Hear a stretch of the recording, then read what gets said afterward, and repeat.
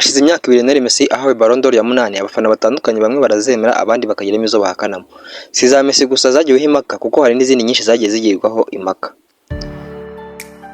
Zimwe muri Ballon d'Or zagiweho impaka kurenza izindi ni izi zikurikira: ni Ballon d'Or ya 2003, 2010, 2012, 2013, 2018, 2021, 2023 ndetse na 2024. Benshi mu bakunzi ba ruhago ntago bumvishe ko ni Ballon d'Or yahawe Rodri nihabwe Vinicius Junior bitewe na season nziza yari yajyanye n'ikipe ya Real Madrid. Guhaye ikaze ingi ni The Real Shema TV. Tugiye kureba imwe mu myaka Ballon d'Or zitagiye zivugwaho rumwe zagiye zihabwa abakinnyi. Abakunzi mu mupira w'amaguru ntabwo bemeranyijwe na France Football mu mwaka wa 2003 ubwo Ballon d'Or y'uyu mwaka yatwawe na Pavel Nedved wakiniraga Juventus. Gusa benshi bumvaga ko yari ikwiriye Umufaransa Thierry Henry wakiniraga Arsenal. Kuva ubwo Thierry Henry yahombaga Ballon d'Or ya 2003 yarinze asoza umupira w'amaguru ntayatwaye. Ballon d'Or ya 2010 yatwawe na Lionel Messi nayo yavugishije benshi. Iyi bavuga ko yari ikwiriye Xavi Hernandez, Andreas Iniesta cyangwa se Wesley Sneijder. Impamvu Ballon d'Or ya 2010 abakunzi ba ruhago bumva ko yagomye guhabwa umwe muri aba batatu ni imyitwarire bagize mu gikombe cy'isi, kandi Lionel Messi hamwe n'igihugu cye cya Argentine bari baviriyemo muri kimwe cya kane. Igikombe Messi yari yakoze no gutwara La Liga Santander kandi yitwaranye na Andreas Iniesta na Xavi Hernandez muri Barcelona. Xavi Hernandez na Andreas Iniesta mu gikombe cy'isi banayenzo bafasha ikipe y'igihugu ya Espagne gutwara igikombe cy'isi cya 2010, kandi Iniesta niyo watsinze igitego cyahaye Espagne igikombe.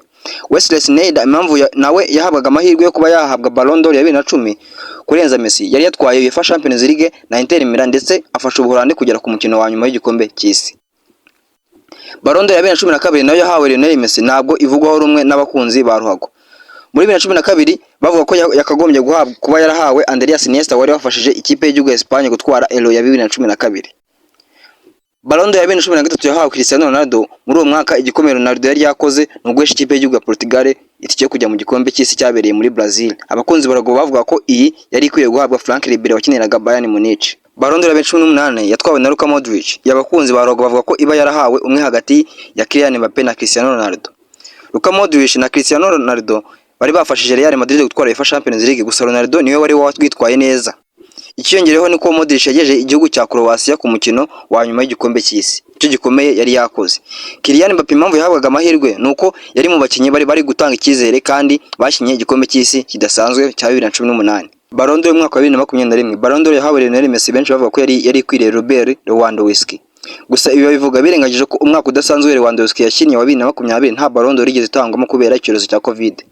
Lionel Messi cyamuhesheje amanota menshi yo kwegukana iyo Ballon d'Or ya 2021 nuko yafashe Argentine gutwara Copa America. Muri uwo mwaka igikomeye Robert Lewandowski yari yakoze no gutwara Bundesliga hamwe n'ikipe ya Bayern Munich. Ballon d'Or y'umwaka wa 2023 ntabwo yavuzweho rumwe kubera ko bamwe bavuga ko yari kwiriye Erling Haaland abandi bakemeza ko kuyitanga nta kwibeshya kwabayeho. Erling Haaland cyo yari yakoze yarafashe Man City gutwara treble ariyo UEFA Champions League, FA Cup na English Premier League. Ku rundi ruhande Messi yari yatwaye igikombe cy'isi Ligue E n'igikombe cy'igihugu mu Faransa. Indi Ballon d'Or itaravuzweho rumwe ni Ballon d'Or yatanzwe mu mwaka wa 2024. Iyi Ballon d'Or yahawe umukinnyi witwa Rodrigo Cascante. Uyu ni umukinnyi wa Man City benshi bavuga ko yari kwiriye Vinicius Junior kubera umwaka udasanzwe yajyanye n'ikipe ya Real Madrid aho batwaranye igikombe cya UEFA Champions League ndetse na La Liga Santander, mu gihe Rodrigo yari yatwaranye na Man City English Premier League gusa. Kugeza ubu ngubu mu bakinnyi bamaze gutwara Ballon d'Or nyinshi ni Lionel Messi aho afite 8, umukurikira akaba Cristiano Ronaldo ufite 5, abandi babakurikiye bafite 3 kumanura. Gushimiye wafashe umwanya ukadukurikirana kuri The Real Shema TV. Mu kiganiro cy'ubutaha tuzarebera hamwe abakinnyi bose bamaze gutwara Ballon d'Or n'ibihugu bagiye bakomokamo.